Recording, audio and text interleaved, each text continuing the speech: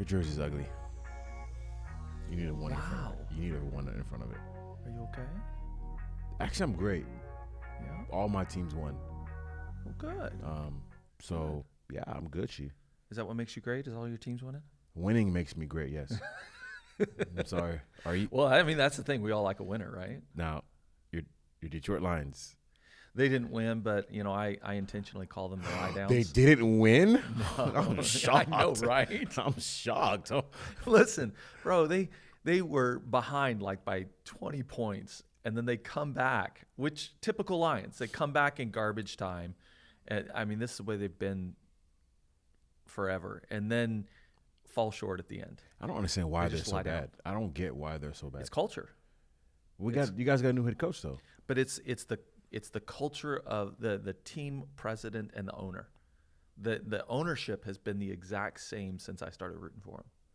And it's culture, man. So you know what also has been the exact same? Tom Brady's still a GOAT. So Yeah. I mean it's not he came from Michigan. What? I mean, the same school that didn't want to start him until Well, you know, he was the kid that was coming in as a freshman, Drew Henson, hold on, let me drink my Bucks cup real quick. was really good. And so, you know, at that point, that's beautiful. I'm sure the audience loved that. I love that. At that point, you know, Tom Brady wasn't quite to his current excellence. You know, you had this rookie, this freshman coming in who was really, really good. Yeah. Interesting. So, but I mean, he did drive him. He did beat Alabama. That's true. He back beat then, Pastor so- Brent. Beat Pastor Brent. That's a win. By the way, Jacksonville State. What? Dude, if he sees this, he'll be upset, bro. That's okay. That's okay. Did you hear him call me out Sunday morning? I did. Yeah. I did. Jacksonville State. I wanted to yell Jacksonville State so bad. Oh my gosh. This is my moment. I've got the mic. He doesn't right now. But I'm telling you what. First, I'm really excited football's back. Yes. I know for some people who may not be into sports, Yes. and football, into football in particular, but man, like it feels good to have Yes. football back. And listen, we all love winning, and we all love rooting for a winner. Mm-hmm. I know Saturday, so I'm a much bigger Wolverine fan than I am a Lions fan. Yeah. And Saturday, you know, had a great game against Washington, ran for over 300 yards, had two guys run for over 100 yards. I mean, it's a good day. It's a good Real day. good day. Yes. Celebrate. Yes. Celebrate. Because we all like rooting for a winner. Absolutely. And that's, you know, it's one of the things, you know, we like rooting for a winner. We like being on the team of a winner. Mm-hmm. And in life, we like the same thing too. I think one of the tensions that I've seen, and I saw this, and you played football. Yeah. And I saw this recently with a team that I was watching. I saw one of the players get an attitude. And he got an attitude to the point where he ended up getting benched. And I don't know what the benching was all about, because he got an attitude with the refs, then he got an attitude with his coaches.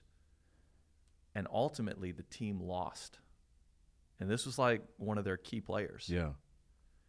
And I thought about how much in life that impacts us as well as people. That sometimes when we want to be a part of a winning team, but we don't get our way, we can get an attitude that will actually cause us to lose. It'll defeat the whole purpose of it. And I mean, you played football. Did you ever see that happen? Absolutely. One of the things is, you know, we were talking about earlier, like culture. Yeah. And oftentimes a good coach, a great coach recognizes that and tries to limit that the best way possible. And so the thing with attitude, it affects everything. It affects you for sure. And you mentioned it affects the people around you. Yeah. And yeah, bro, you see that all the time. And that's one of the things you're trying to nip in the bud. What does that do to a team when you have one player that just totally freaks out, has this attitude on a sideline or right there? What does that do to the mentality of a team who then tries to go in there when this is supposed to be one of your leaders? Yeah. Right there. Yeah, first of all, it's distracting. Yeah. It's distracting. Think about it. Every time I play some sort of maybe controversial play or call happens, you're thinking, oh, is this person going to react in a way? Wow. Opposed to thinking, okay, what's my assignment? How can I get better next play? So on and so forth. And then it's draining. So all the energy you're spending trying to avoid thinking about the distraction instead of what you need to be doing, it's draining. And so those are some things that can really be detrimental to a team. Yeah. If it's not handled, you know what I'm saying? And I think sometimes, you know, in life and when we're talking about this, you know, we're all part of a team. Yeah. You know, you're part of a team at your job. Yep. You know, we're part of a team here. You're part of a team in your home, and you all have goals. We all have ways that we win. But I think that there are moments when our attitude in the face of things can impact everybody else around us and can cause our team to lose. Yeah. In moments. We can cause our family to lose in moments. We can cause our workplace, our job team to lose in moments, to lose sales, to lose other things. We can cause our family to lose in that we cause a fight or an argument or a disruption in our family, moments of tension because of our attitude and our perception. I think some of that stuff, in fact, I think a lot of it can be tempered and changed with a change of perspective from us. Man, I know perspective sometimes is one of the things that just gets me into trouble. All the time. I recently had this idea that if we can't win the day if we've already lost the battle in our minds. And that's so good. Like, think about that. You wake up. You need to repeat that. Right. You cannot win if you've already lost in your mind. Yeah. And we wake up thinking about whatever negative thing we want to think about or however we want to perceive something.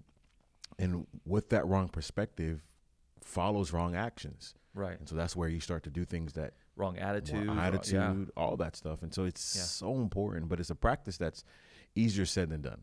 Oh, so much. You know what I'm saying? So much. Like, imagine waking up knowing that your car's getting repoed tomorrow. Right. Your mother's on hospice, and then 2, you have no way to feed your kids. Right. Like, it's like, okay, I get it. You can be, if you're having a bad day, you can change it, but how do you do that? And so those are the tensions that we got to try to navigate through. And Pastor Brent and I were having a conversation. We were almost literally having a one-on-one in his truck, and I was asking him questions about this type of thing. And one of the things he said struck me. He said, you have to decide how you're going to react to things before you're exposed to those things. Come on. Because if you don't decide how you're going to react and you react in the moment, that reaction is rarely ever good. And man, that just kind of struck me, because how many times am I not prepared to react to something? And so I react in the moment, and then just like that team that I was watching and that player, then all of a sudden there's an attitude that comes out of me that impacts everyone around me, and it causes us to, for a moment or a game or even a season, lose. And I mean, this team that I was watching, you know, they could have a losing season because of this one player. They could lose their season when they're a talented team. And man, I don't want to be that. I don't want to be that guy that causes others around me to lose. And so what I hear you saying, and I want you to elaborate on this a little more, is we have to learn how to be proactive, not reactive. Yeah. Like, so how can you do that? Because what is the problem for me is I'm driven by emotions. Right. And because of that, I live on reactive mode. Right. Like, so talk through that a little bit.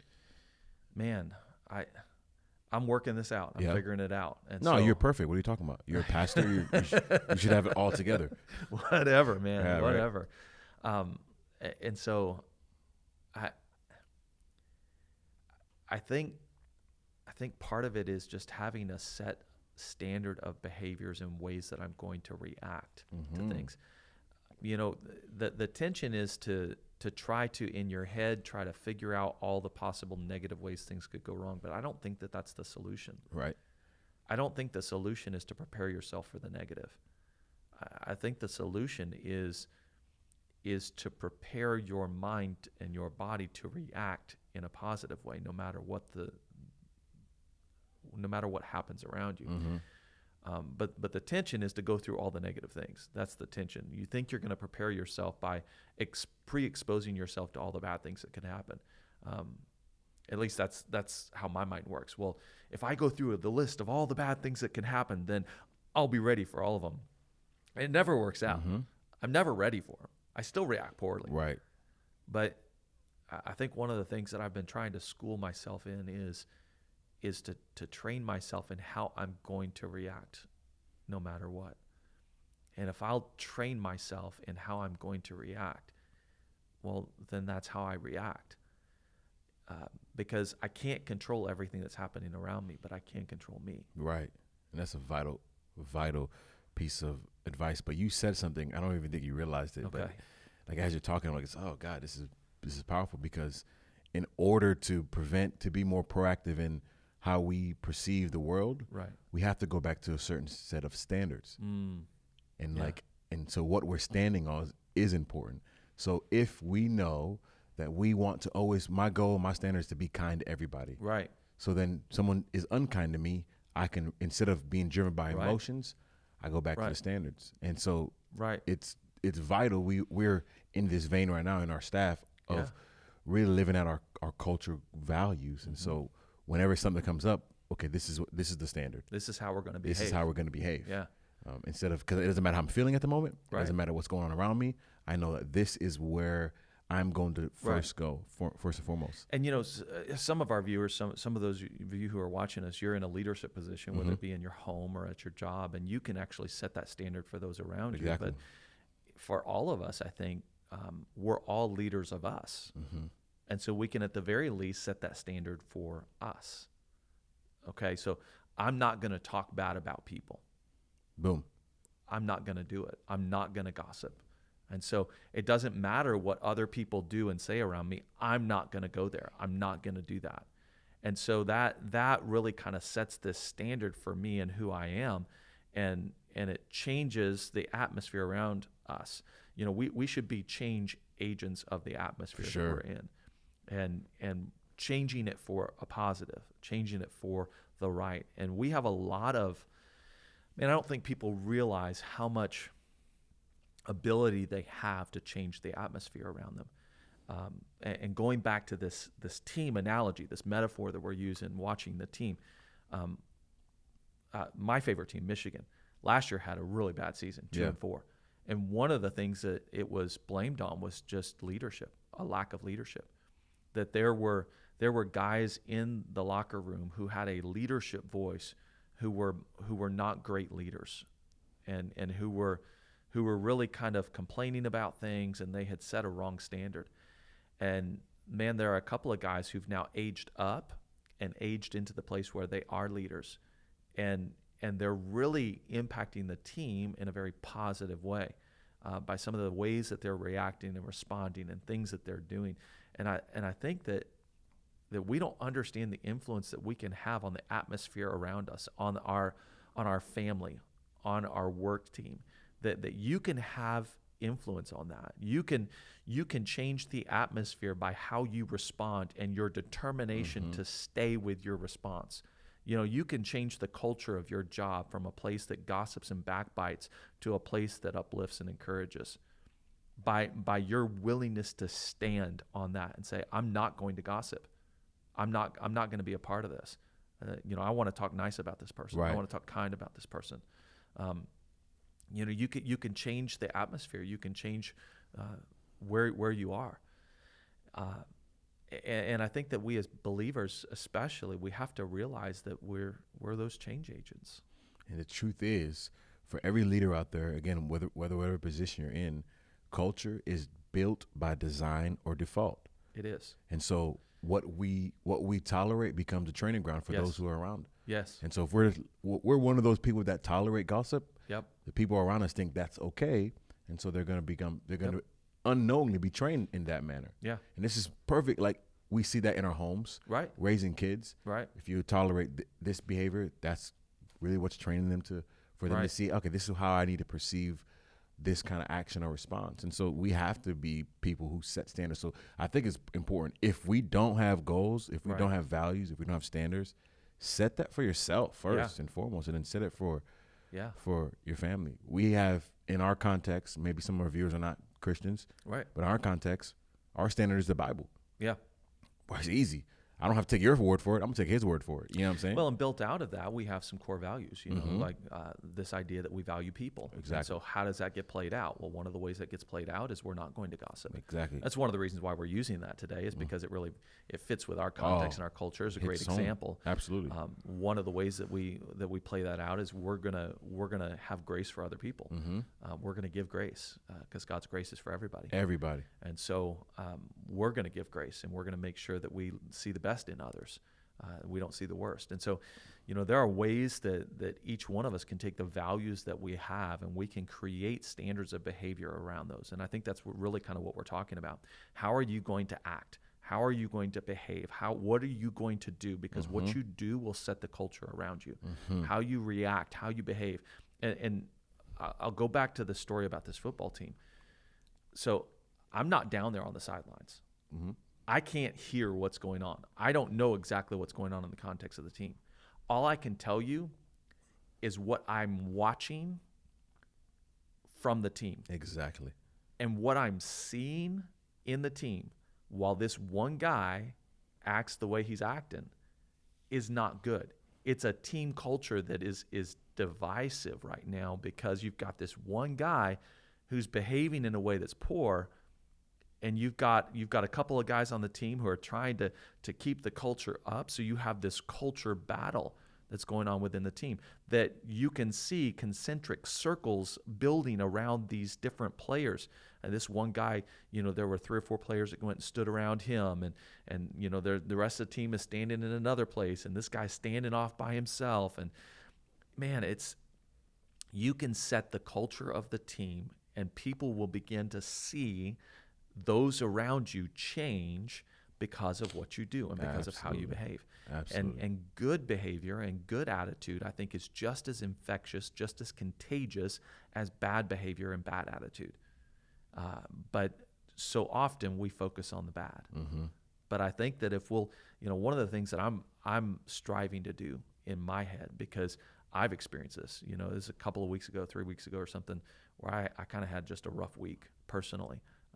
Just emotionally. And there were a lot of things going on personally for me and stuff. But one of the things that I've determined to do is I need to have a good attitude no matter what's going on. I need to look at the positive no matter what's going on. And so that's one of my core, one of my behavioral things that I'm deciding, because I want the atmosphere, the environment around me. If I'm on your team, you and I are on a team together, I don't want, when I go through something, my interaction with you to hurt your ability to be able to do what God's called you to do. Absolutely. And to be able to prevent us from winning. I want my interactions and my reactions to things that are happening around us to be something that you can depend on and rely on, because you know that I'm going to be stable in that moment. And it doesn't mean I'm not going through stuff, and it doesn't mean I'm going to put on a fake or anything.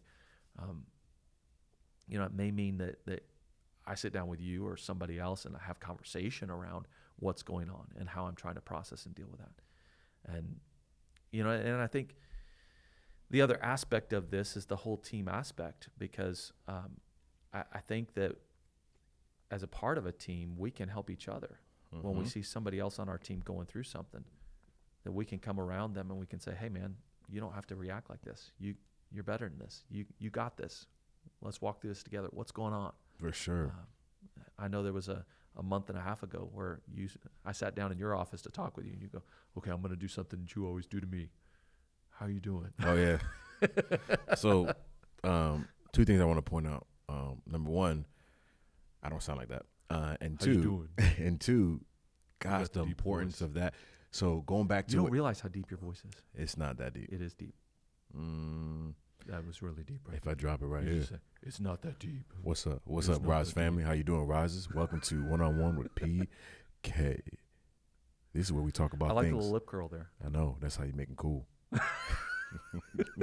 But the thing I want to observe really quickly is, because all these things tie together, if you are that cancerous player, nobody's going to want to come to you. That's it. Nobody's gonna want to come to you, and then it's gonna be hard for you to go to other people. Right. And so it's so important that we make sure that we are living by the standards, and it's all about change that perspective. Yeah. Love it, man. So good.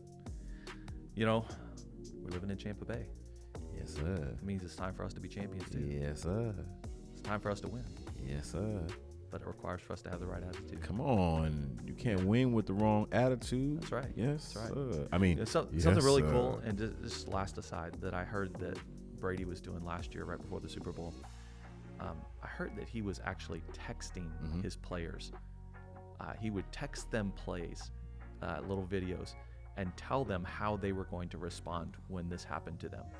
He would text them things like, "This is what we're going to do when we win. This is what we're going to do when they score." Man. Things like, man, he was setting the standard right there. And those are signs of a great leader. Yeah. Those who are standard setters. That's a different topic right there. Can you set the standard? Don't just be a part of the culture. Can you raise everybody up to a level that they need to be, or to a level that you're at? But hey, that's it for Rise One-on-One with PK. All right. We'll see y'all later. Be a champion, man. My voice ain't that deep. Your voice is really deep. No, it's not. It's deep. Lip curl.